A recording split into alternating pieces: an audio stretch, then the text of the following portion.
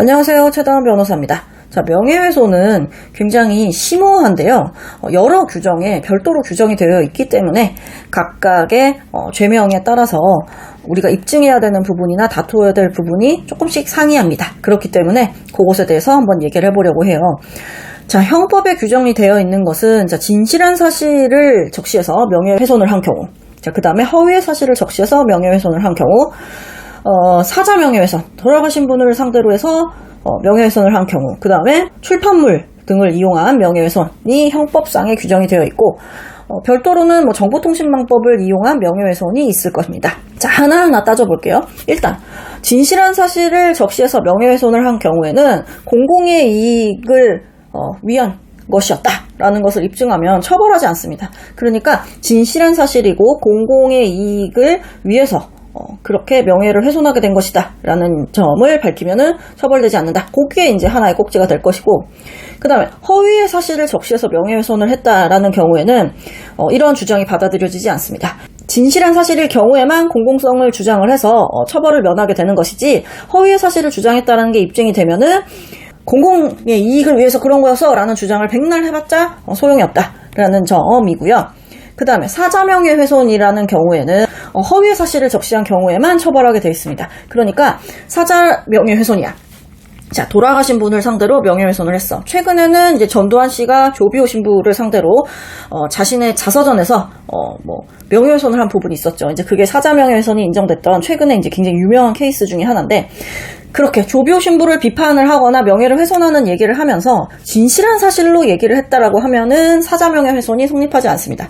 그런데 허위의 사실이라는 점을 법원에서 인정을 했기 때문에 조비오 신부에 대한 사자명예훼손이 전두환 씨에게 성립이 됐었다라는 판결이 나오게 됐었던 것이죠. 그렇기 때문에 사자명예훼손에서의 쟁점은 뭐다? 허위의 사실인지 여부가 되겠죠. 그 다음에 출판물 등의 명예훼손인 경우에는 결국 상대방을 비방할 목적이 있느냐가 가장 핵심인 구성요건인데요. 사람을 비방할 목적이라는 건 동전의 양면과도 같아요. 사람을 비방할 목적은 상대 쪽에는 뭐가 있냐면은 이제 공공의 이익을 위한 것이다 라는 것이죠. 왜 그랬어?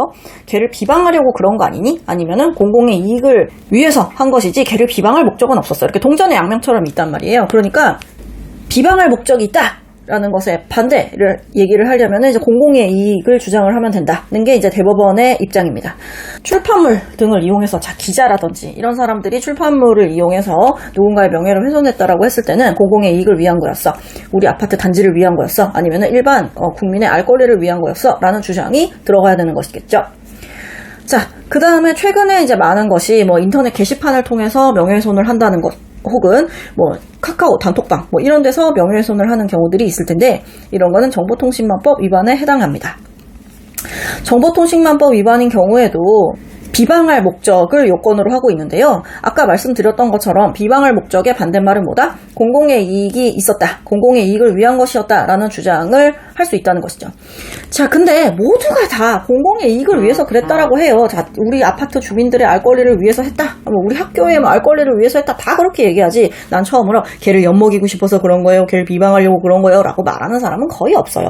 그러니까 이런 주장을 한다는 것이 중요한 게 아니라 그런 주장을 뒷받침할 만한 어떤 객관적인 사정, 근거들을 제시하면서 주장을 해야겠죠. 이렇듯이 명예훼손은 굉장히 다양한 구성 요건을 가지고 있습니다. 그러니까 내가 어떠한 혐의를 받고 있다라고 한다면 어떤 것을 주장하는 것이 나에게 이익인지 유익한 주장인지에 대해서 전문가의 도움을 받아서 진행을 하시는 게 가장 필요할 것 같습니다.